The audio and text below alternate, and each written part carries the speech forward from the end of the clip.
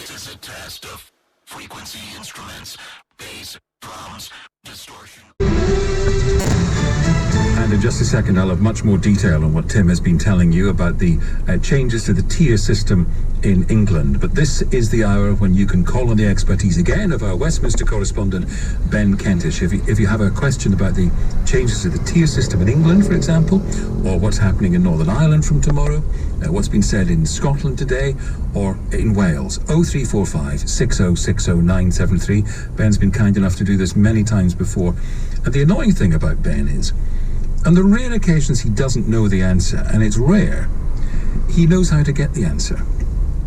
And on the even rarer occasions when he doesn't get it quite right, he knows how to fix it.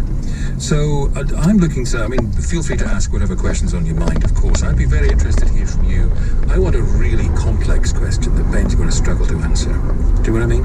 You know, if you're living in Wales and your partner is in Scotland and your mum is in Northern Ireland and you've got a cousin in London and somebody else on the Isle of Wight, just for good measure, and you're planning to get married in Clackmannanshire on a Wednesday, and you're wondering, can you travel in the same car, and can you take your cat? You know, I'm looking for something really complex to try to really bamboozle Ben, or something more straightforward. It's up to you. Let's see if we can't make it impossible for him to give an answer.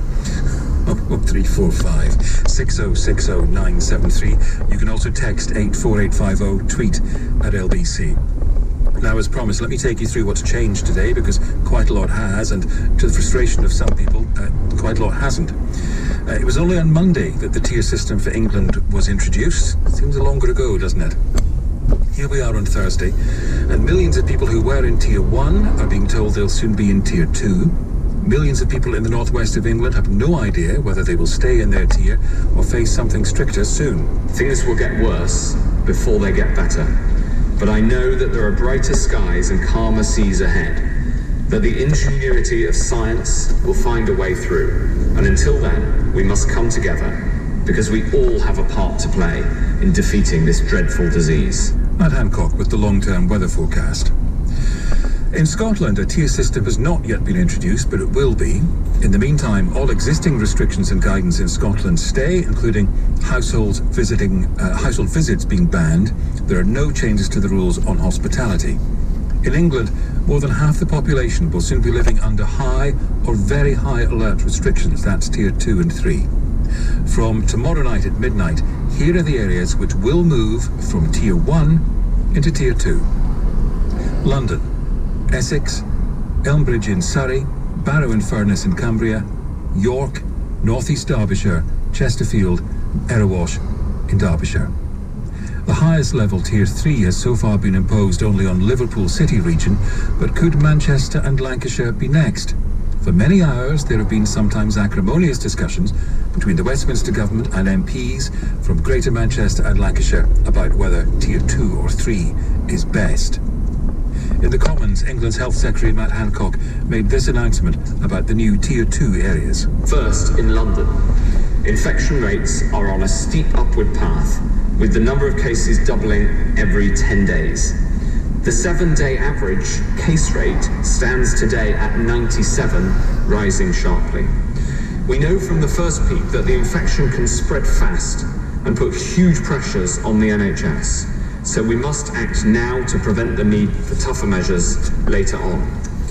So working closely with the Mayor, with cross-party council leadership, with local public health officials and the national team, we've together agreed that London needs to move to local COVID alert level high.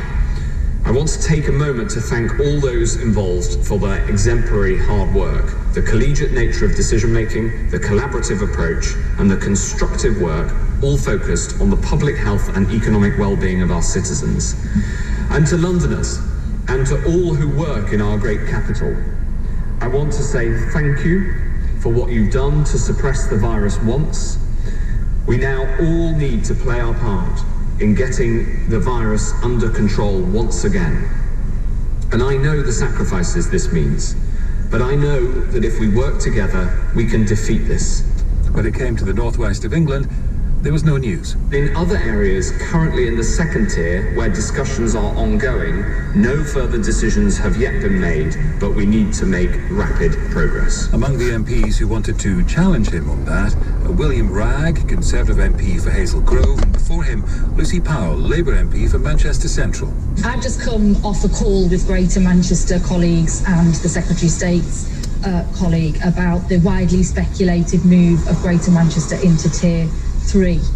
There was unanimous fury on that call about the process, about the evidence base, and about the economic support packages on the table.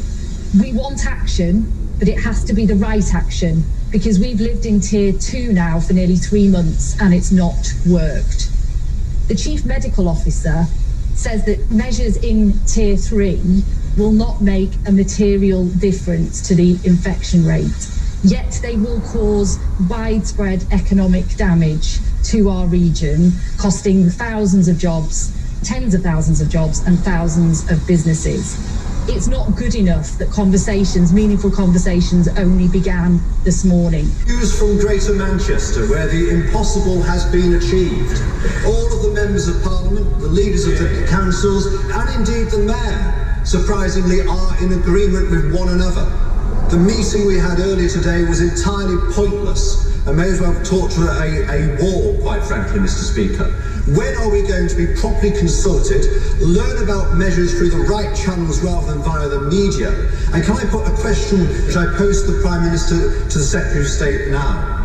The closure of hospitality will drive people into private dwellings where they will mix. We do not, thank goodness, live in a police state, for that would be the only way to police it. Can they please listen to common sense and think again? The Labour Mayor of Greater Manchester, Andy Burnham, said the Westminster government's plan was to sacrifice jobs in his area to protect jobs elsewhere. They are asking us to gamble our residents' jobs, homes and businesses and a large chunk of our economy on a strategy that their own experts tell them might not work. We would never sign up for that. While this is not necessarily Greater Manchester's view, the Deputy Chief Medical Officer also told us last night that the only certain thing to work is a national lockdown. But the government told us this morning it is unwilling to do that because of the damage it will do to the national economy. And yet, that is what they want to impose on the North West. So that was our conclusion from the number 10 meeting this morning. They are willing to sacrifice jobs and businesses here to try and save them elsewhere. Greater Manchester, the Liverpool City region and Lancashire are being set up as the canaries in the coal mine for an experimental regional lockdown strategy as an attempt to prevent the expense of what is truly needed. Andy Burnham, one other important piece of COVID information to give you.